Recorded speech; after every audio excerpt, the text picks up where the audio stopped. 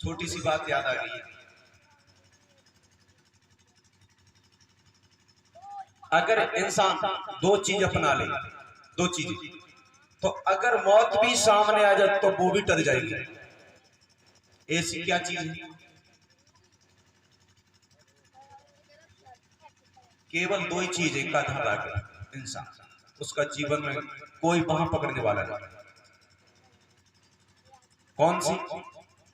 एक तो भगवान का भजन मुख्य है, दूसरा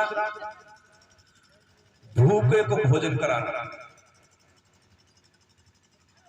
एक लड़का था और वो प्याऊ पे रहता था। पहले प्याऊ चलती थी, प्याऊ पे करता था। तो एक दिन पानी पीने तो सब लोग आते हैं, प्याऊ पे लग रही है तो पानी पीने आते। तो चार व्यक्ति ऐसे आने लगे रोज, पानी पियो चले जाए, उनका डेली का आना जाना था। एक दिन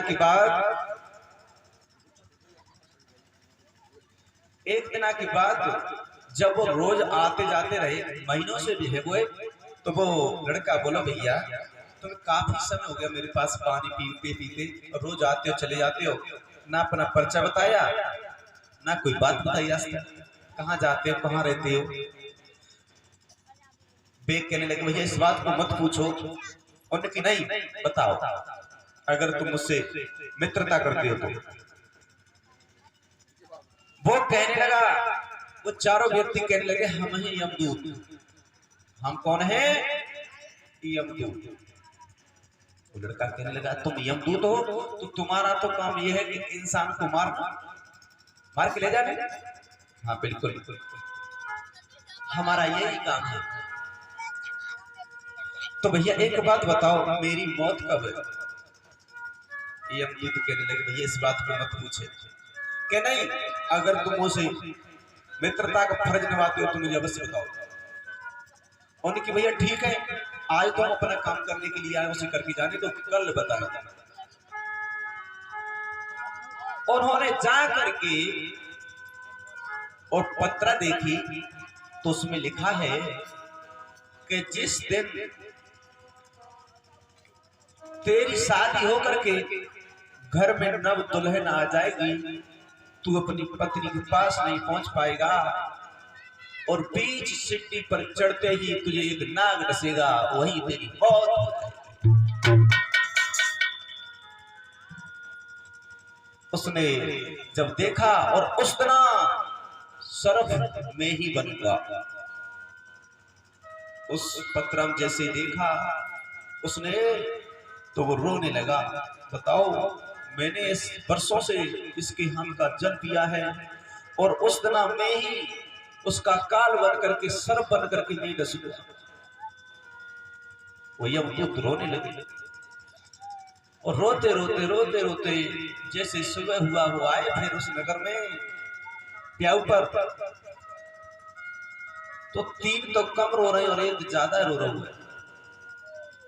पूछने लगा भैया बताओ मेरी तुमने पत्रा देखी? हाँ जैसी पत्रा कही तैसी और ज्यादा रोने लगा वो। उन्होंने कि भैया हाँ मैंने तुम्हारी पत्रा देखी। तुम्हारी पत्रा में लिख रहा है कि जब तुम्हारी शादी होकर के और नव दुल्हन घर में आ जाएगी, तुम अपनी पत्नी के पास तक नहीं पहुंच पाओगे और बीच सीढ़ी पर जैसे चढ़ोगे और तैसे ही एक नाग बन करके तुम्हें डस लेगा, तुम्हारी बहन मौत हो जाएगी। आधी रात का समय होगा। आज जब ये दशा उसने सुनी तो उनकी कोई बात नहीं मित्र, बात यह है मित्र उस दिन काल में तेरा मैं ही बनूंगा, मैं ही सर बन करके तुझे डसूंगा। अब बता तू मेरा मित्र है, मैंने जीवन से तेरा हाथ का पानी पिया, तुझे नहीं खाऊंगा। वो लड़का कहने लगा भैया कोई बात नहीं है, खुशी की बात है, मेरा मित्र मुझे खा लेगा तो मुझे और अच्छी बात है, आपके हाथ से मर जाऊंगा। यमदूत चले गए। धीरे धीरे समय गुजरता गया, उस लड़के की शादी घर में आने लगी। और जब शादी आने लगी तो माँ बाप को चिंता हो जाती है, जब लड़की हो या लड़का हो वो सियान हो जाए तो माँ बाप को चिंता होती है कि जल्दी से जल्दी अपनी लड़की के या लड़का की शादी कर दें। तो आगे पिताजी शादी तय करने लगे। लड़का मना करने लगा, पिताजी मैं शादी नहीं करूंगा।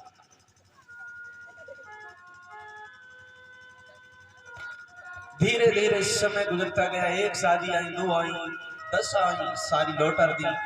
लड़का शादी से जा रहा है और निकला जा रहा है, जब तक उसके पिताजी बोले, बेटा अब तक तेरी बात मानी है, अब आगे तो तेरी बात नहीं मानूंगा, मैं तेरी शादी जरूर ही करूंगा।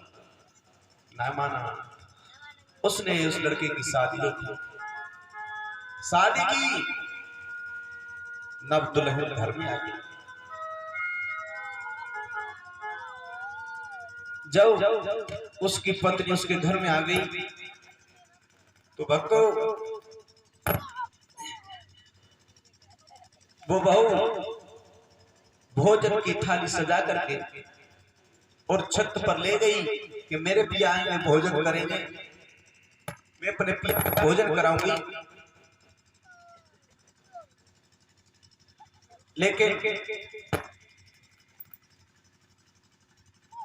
लड़का को आधी रात होने को जा रही है और जैसे रात के 11:15 बजे हैं और तैसे वो चला है अपनी पत्नी के पास में। तैसे ही जैसे ही सीढ़ियों पर पाए रखा है और जैसे बीच सीढ़ी पर जैसे पहुंचा, तैसे ही वो यमदूत काली नाग बन करके खड़ा हो गया। बोला, ठहरो, आगे मत जाओ।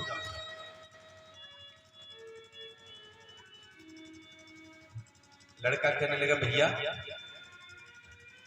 बात बताओ, बात क्या है, तेरा यही तक समय है।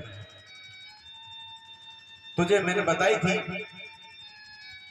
कि जैसे आधी रात होगी तो अपनी पत्नी के पास जाएगा, तैसे ही 20 सीढ़ी पर तेरी मौत लिखी हुई है। उन्होंने की भैया फिर ऐसे करो, जल्दी मारो, देर क्यों कर रहे हो? उन्होंने की नहीं मित्र, तुम मेरे मित्र हो, अगर अभी मैं फन मारता हूं तो तुम्हें 15 मिनट में तुम्हारे प्राण निकलेंगे, तुम्हें बहुत कष्ट पड़ेगा, इसलिए अभी नहीं मारूंगा। और 5 मिनट और गए, फिर कहा उस लड़का ने, भैया जल्दी मारो, अब क्यों देर कर रहे हो? कि अभी 10 मिनट हैं, अगर मैं 10 मिनट पहले तुम्हारे फन मार दिया तो 10 मिनट तक तुम्हारे प्राण तड़पेंगे। मैं ये चाहता हूं कि मेरे मित्र को कष्ट न हो। 1 मिनट पहले ही तुम्हारे फन मारूंगा जो कि तुम्हारे प्राण निकल ही चले जाएंगे। आहा, इधर उसकी पत्नी सुन रही है, छत पर खड़ी और मन विचार करने लगी, मेरे पिया मेरे हाथ में भोजन भी नहीं खा पाएगा। इधर अब 5 मिनट बाकी है। वो लड़का कहने लगा, भैया अब क्यों देर कर रहे हो?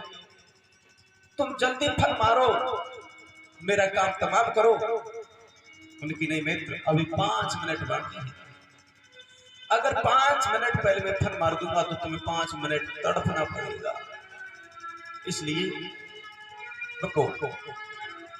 इधर उसी गांव में एक लड़की और एक पिता रहते थे, बहुत ही निर्धन थे, गरीब थे, उनके पास खाने तक भी अन्न नहीं था। वो भी लड़की गर्भ से थी और आधी रात की समोसी समझ के पीना उठी है। भगवान की कृपा से उसके बच्चा पैदा हो गया और उसे एकदम भूख लगी। बोले, पिताजी मेरी भूख के मारे दम निकली जा रही है, मुझे कहीं से ला करके भोजन दे दो, मुझ पर बिना भूख के बिना रुका नहीं जा रहा, रोटी के बिना रुका नहीं जा रहा, मुझे रोटी लाओ। उसका पिताजी कहने लगा, बेटा हम तुम बहुत गरीब लोग हैं और आधी रात का समय कोई किवाड़ भी नहीं खोलेगा, इसलिए तुम बेटा दिन निकलने दो, तुम्हारे लिए भोजन का इंतजाम अवश्य करो। उन्होंने की नहीं पिताजी, मेरी भूख के बारे दम निकली जा रही है, कहीं से कैसे भी करो और रोटी लेकर के आओ, अगर नहीं लेके आते हो तो मैं अपने बच्चे को खा जाऊंगा। आहा, जैसे बच्चे की कही कैसे बोले, पिताजी बेटा ठहरो, मैं अभी जाता हूँ। उसी समय और उसके पिताजी वहां से निकले झोंपड़ी से और एक गांव के चौराहे पर खड़े होकर के आवाज दी, अरे भाइयों, इस नगर में कोई झगड़ा हो तो आवाज दे दो, भैया मेरी बेटी के पुत्र पैदा हुआ है, उसे बहुत जोर की भूख लगी हुई है, और अगर आप रोटी दे दोगे तो उसके प्राण बच जाएंगे। यही आवाज उस लड़की ने सुनी। उस लड़की ने मन विचार किया कि अगर ये भोजन मेरे पति को तो मिल नहीं पाएंगे, कहीं कूड़ेदान में बलि ना, इसलिए इस अन्न का अनादर हो जाएगा, इसलिए इस बुढ़े को दे दूं तो ये उसकी लड़की खा लेगी, उसके प्राण बच जाएंगे। वो भोजन दूसरी सीढ़ी से उतर करके उस बहू ने उस बुढ़े को जाकर के दी रात में। इधर वो लड़की उस लड़का को, अपने बच्चे को उठा करके खाने को जाई, जब तक उसने जाकर के थाली परसती, उस बच्चा को वहीं छोड़ दिया, उस भोजन खाया, और इधर को भी समय पूरा हुआ। 1 मिनट बाकी है, जैसे ही यमदूत कालिया नाग बंद करके और उस पर फुसकार लगाने लगा, जैसे ही डंक मारा उसके कुछ नहीं हुआ। दोबारा फिर किसी आकर के उसने डंक मारा, लेकिन कुछ नहीं हुआ। दोबारा उसने फिर मारा, कुछ नहीं हुआ। यमदूत भयभीत होकर के और धर्मराज के पास पहुंचे, महाराज आज जैसा हमसे कुछ नहीं हुआ, ऐसा दुनिया में आज तक नहीं हुआ। मैंने इतने खिसिया के उसके फन मारा, लेकिन उस पर जहर नहीं चढ़ा। धर्मराज ने कहा उस पर जहर चढ़ेगा ही नहीं। उसकी पत्नी ने 2 प्राणियों की रक्षा कर दी, उसका बेटा बच गया और वो भी बच गई, इसलिए उन पर जहर नहीं चढ़ने वाला है। आखिर उसको जीवन दान मिला। तो कहने का मतलब यह है कि भूखे को भोजन कराने का बहुत ही बड़ा फायदा है। अगर मौत भी सामने आ जाएगी तो वो भी डर जाएगी। बोली गोविंद भगवान की।